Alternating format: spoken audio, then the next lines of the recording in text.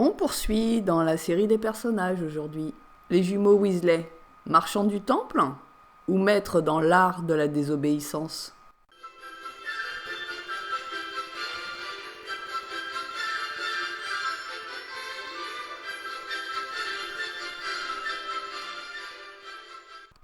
Par le caleçon de Merlin, eh bien en voilà un art bien méconnu.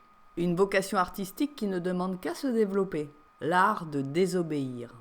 Fred et George Weasley, ce duo infernal, c'est l'esprit à l'état pur de la rébellion. Ou comment ne jamais plier sous les obligations, ne jamais se satisfaire d'aucune forme de fatalité, ne jamais obéir à aucun dictat.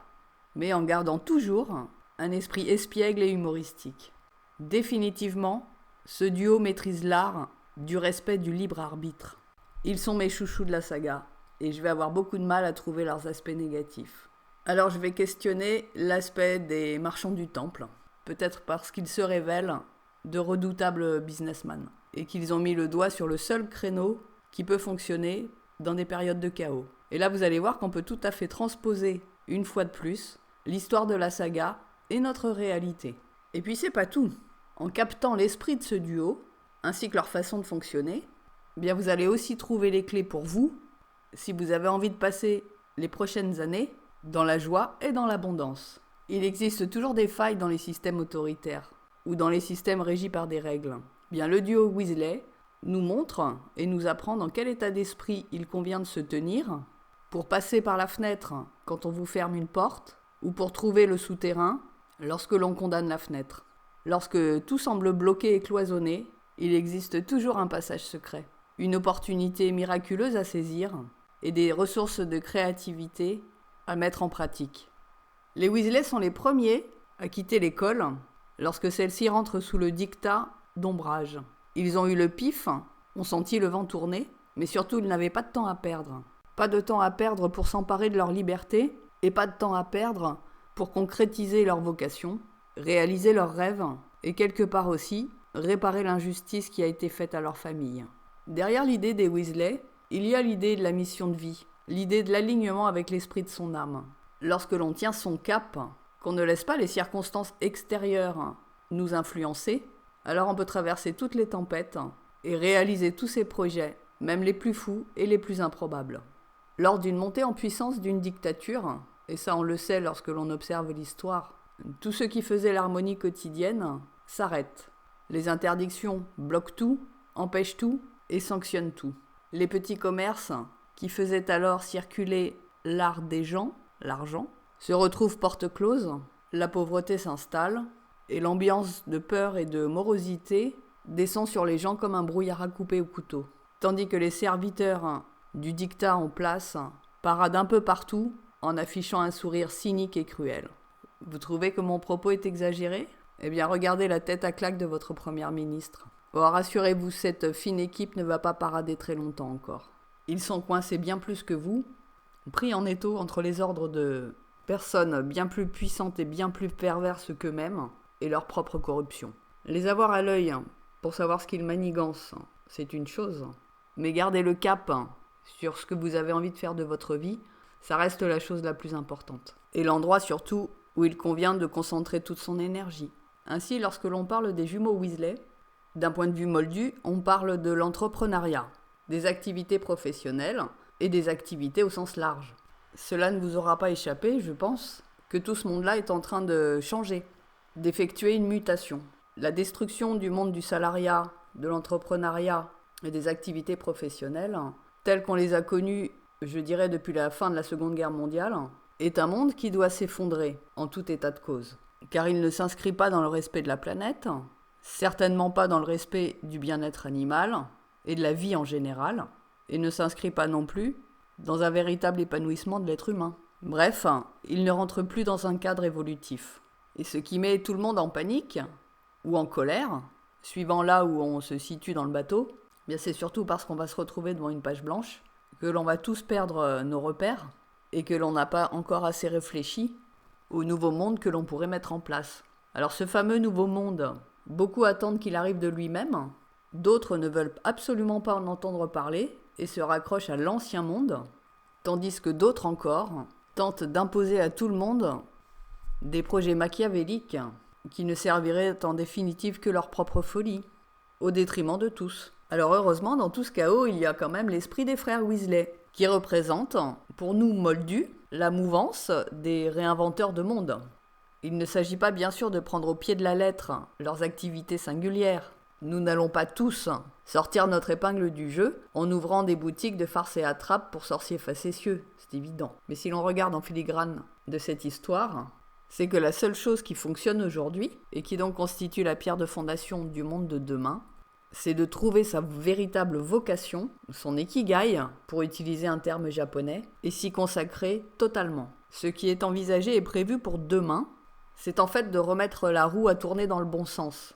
Nous avons tous été formatés, soit à travailler dans le but premier de gagner son salaire ou son argent pour avoir le droit de vivre ou de survivre, ou de s'enrichir sur le dos des autres pour les plus malins. Et c'est exactement cela que l'on va inverser. Nous n'allons plus travailler à proprement parler, ce qui inclut dans la racine même du mot une forme d'esclavage, mais nous allons pratiquer l'activité ou les activités qui correspondent parfaitement à nos domaines de force, nos talents et nos capacités. Et c'est à partir de cela que l'on pourra donner la vraie valeur de son travail. On ne cherchera plus un métier pour gagner sa vie, mais plutôt à développer ses lignes de force, ses talents personnels, ses potentialités, pour autour de tout cela, développer sa propre activité, sa façon singulière de participer à la vie sociale et communautaire, en proposant ce que l'on sait faire de mieux. Et oui, en faisant les choses avec le cœur, on est toujours à sa place. Mais dès lors que l'on y greffe une obligation derrière, ou un calcul, eh bien le résultat sera toujours décevant. C'est simple à comprendre, hein.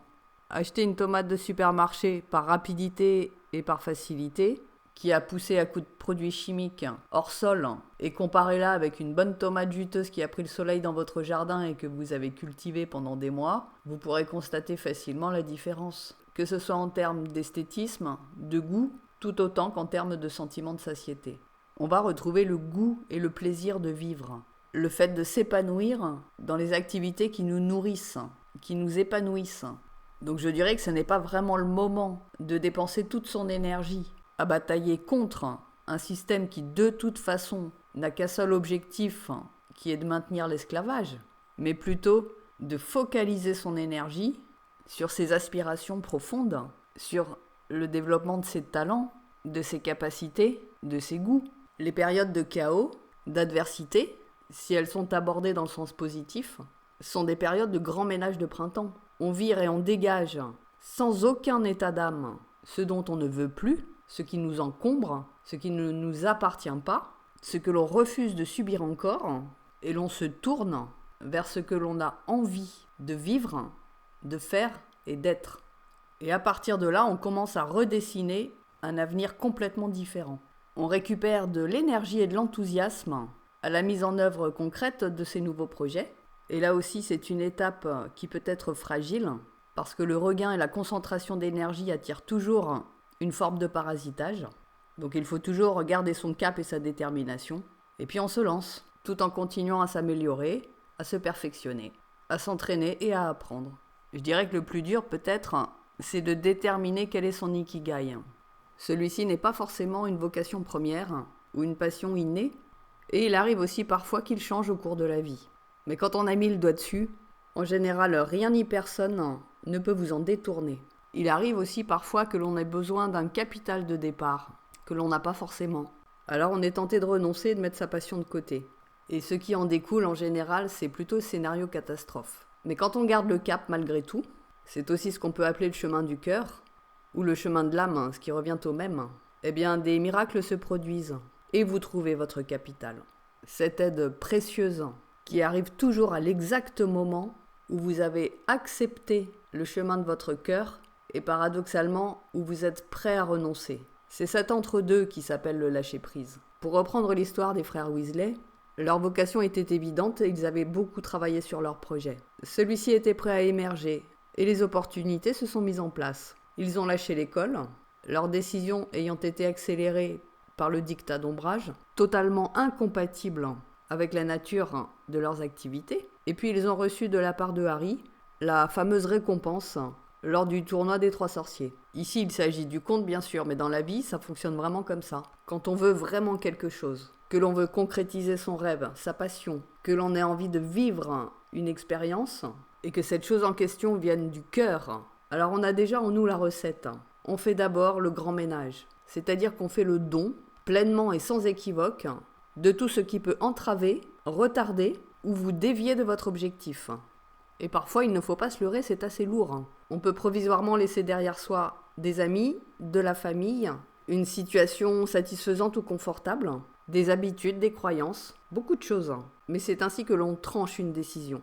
Et on s'aperçoit par la suite que ce qui semblait être un sacrifice était en fait une libération. Ça, c'est la première étape, et elle est très importante. La deuxième étape, c'est déjà de mettre en route le projet, de vous plonger dans l'univers de votre projet. Vous allez pouvoir ainsi le clarifier, le rêver, l'imaginer, vous projeter dedans, ressentir les émotions qu'il peut vous procurer, même les sensations corporelles. C'est dans cette deuxième étape que vous allez pouvoir donner une charge énergétique à votre rêve, votre souhait, votre projet.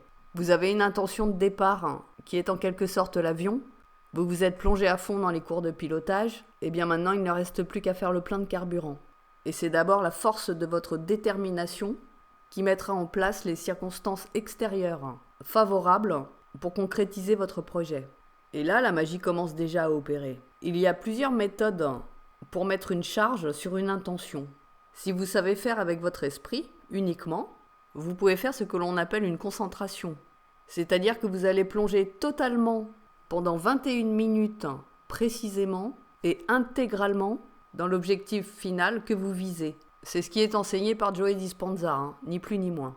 Mais 21 minutes, c'est un temps très important à respecter pour vous mettre en état de conscience modifié. Mais après, bien sûr, à vous de faire preuve de créativité pour mettre au point d'autres types de méthodes qui vous correspondraient beaucoup plus. L'objectif, en fait, c'est de vous plonger totalement dans l'univers que vous visez et littéralement de vous en imprégner pendant 21 minutes sans que votre mental ne puisse d'aucune manière vous en détourner. Ce sont 21 minutes pour vous, uniquement pour vous et totalement pour vous.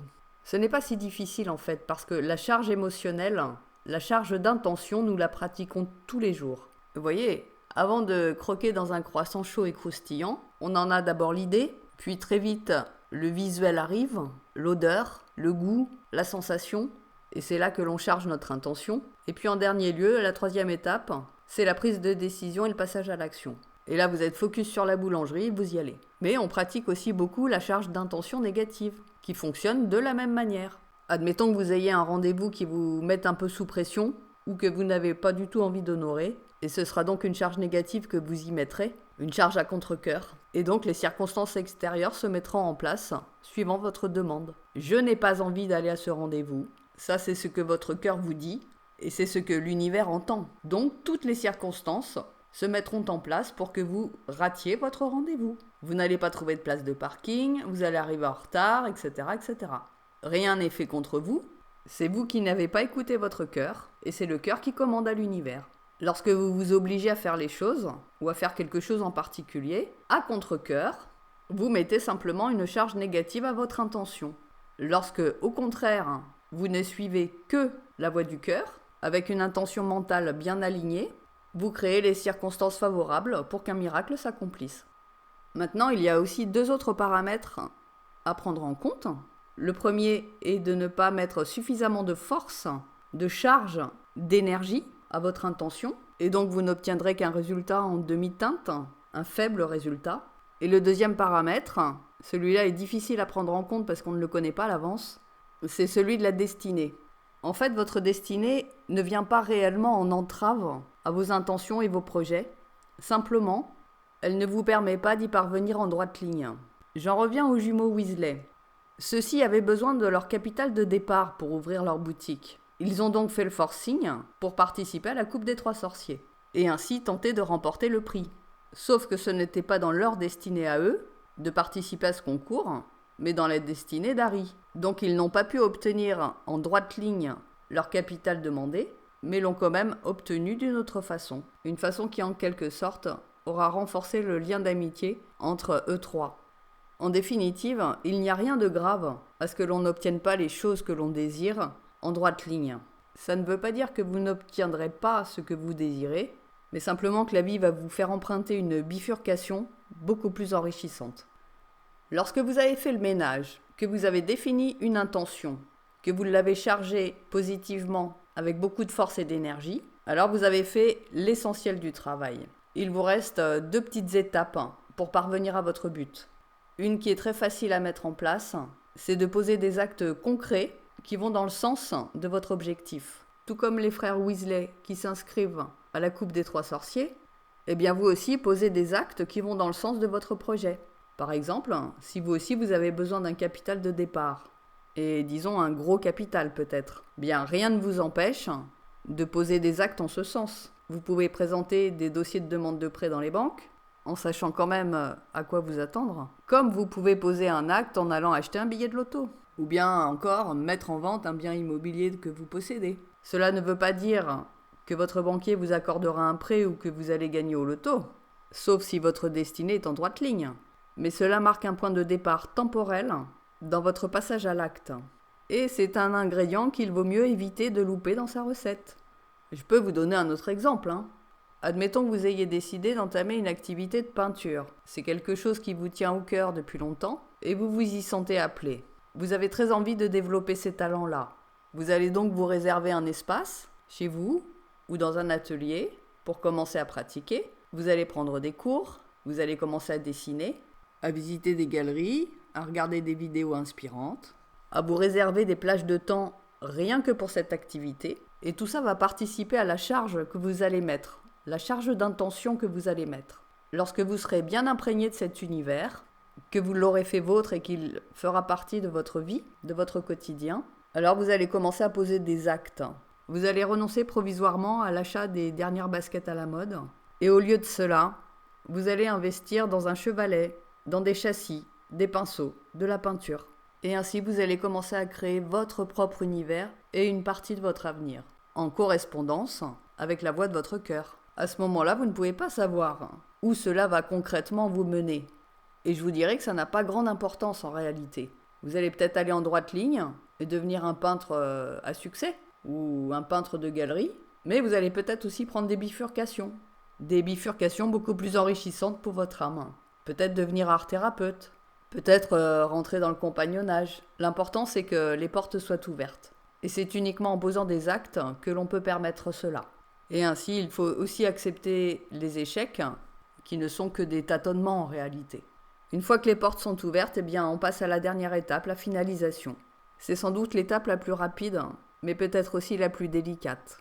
Car pour provoquer le miracle, il vous faut trouver ce juste point d'équilibre entre désir et renoncement. C'est le point de lâcher prise. Dans l'exemple précédent, le point de renoncement n'est pas de lâcher votre ikigai. Vous aimez peindre et vous pratiquerez toujours cette activité. Simplement, vous allez accepter totalement de n'avoir jamais aucun succès avec celle-ci. Vous lâchez complètement vos intentions de succès, exactement de la même façon que l'on peut lâcher un ballon dans le ciel. C'est comme dire « je m'en remets à ma destinée » parce que je sais qu'elle trouvera le meilleur chemin pour moi. Simplement, je garde la peinture parce que cette activité fait partie de moi. Le point de désir maintenant. Admettons que votre désir profond, à ce moment des choses, soit par exemple de faire une exposition. C'est à la fois un désir et un véritable défi pour un jeune peintre. Et cela fait partie des désirs normaux. Eh bien, ce désir-là, vous le gardez vraiment au fond de votre cœur. Il dit « oui, un jour, les circonstances et l'opportunité arrivera pour que je puisse exposer mes peintures. » Et ce qui arrive souvent lorsque l'on parvient à cette dernière étape du lâcher-prise, eh bien c'est le déclenchement de quelque chose de bien au-delà de tout ce que l'on avait pu imaginer. Nous sommes souvent très étriqués dans nos désirs, et nous les calquons sur nos réalités du moment, sur nos possibilités du moment. Mais ce que nous déclenchons avec le lâcher-prise donne toujours un résultat largement au-delà de tout ça. Parce que nous sommes conditionnés à un système qui nous demande en permanence d'associer nos besoins à des conditions. Par exemple, j'ai besoin d'argent, donc je m'impose comme condition de trouver un travail. Et notre mental, conditionné à ce fonctionnement, fait la synthèse. J'ai besoin d'argent, donc je cherche un travail. Si nous n'étions pas conditionnés ainsi, nous ferions la liste de nos besoins réels j'ai besoin d'argent. Oui. J'ai besoin de développer une activité ou des activités qui m'épanouissent et qui me mettent des étoiles dans les yeux. Oui.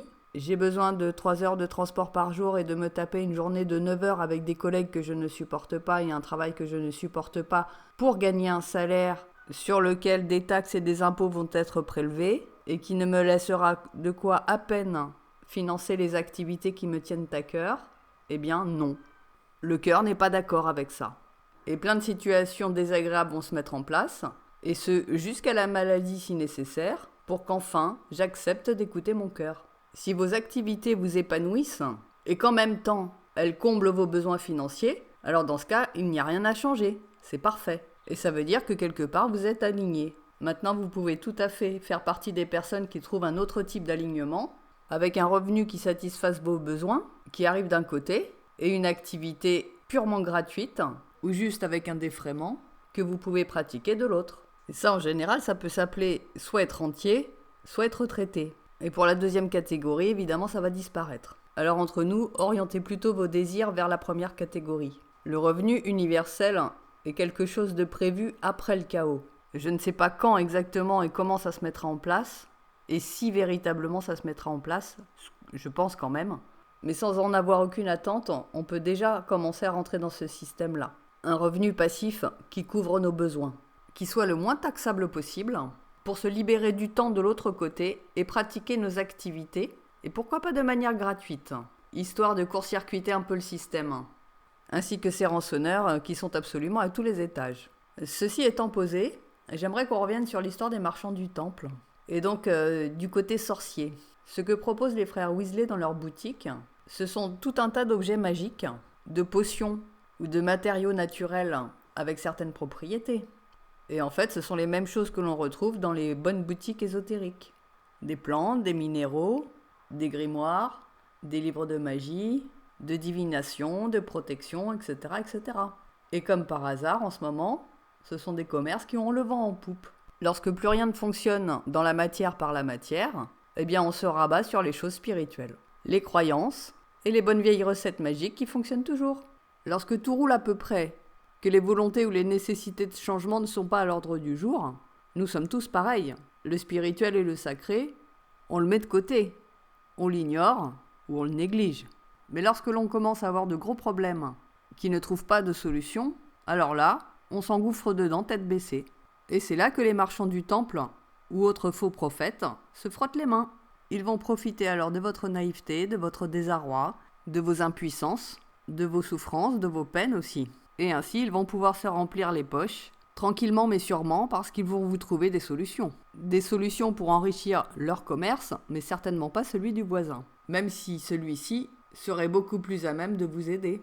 Encore une fois, quand on fait les choses uniquement pour l'argent, mais pas par vocation ou passion, alors on ne considère les gens que comme des clients, des mannes ou des porte-monnaies, voire même des vaches à lait, mais plus du tout comme des êtres humains. Il y en a plein des gens comme ça dans les milieux spirituels. Et ça ne veut pas dire qu'ils n'ont aucune capacité ou aucun don, mais simplement, ils les utilisent, avant toute chose, pour gagner de l'argent, et certainement pas pour le bien-être ou le soulagement de leurs clients. Et puis à l'inverse, il y a aussi des clients qui veulent obtenir des résultats et qui sont tout à fait prêts et disposés à payer rubis sur l'ongle certains mages sans scrupules, sans déontologie humaine, et qui donc effectueront les travaux sans problème. Vous savez, quasiment tous les puissants, les gouvernants, les ultra-riches, les vedettes, sont des gens qui payent pour avoir des services magiques ou ésotériques. Ils se payent tous au moins les services d'un astrologue, d'un voyant ou d'un médium.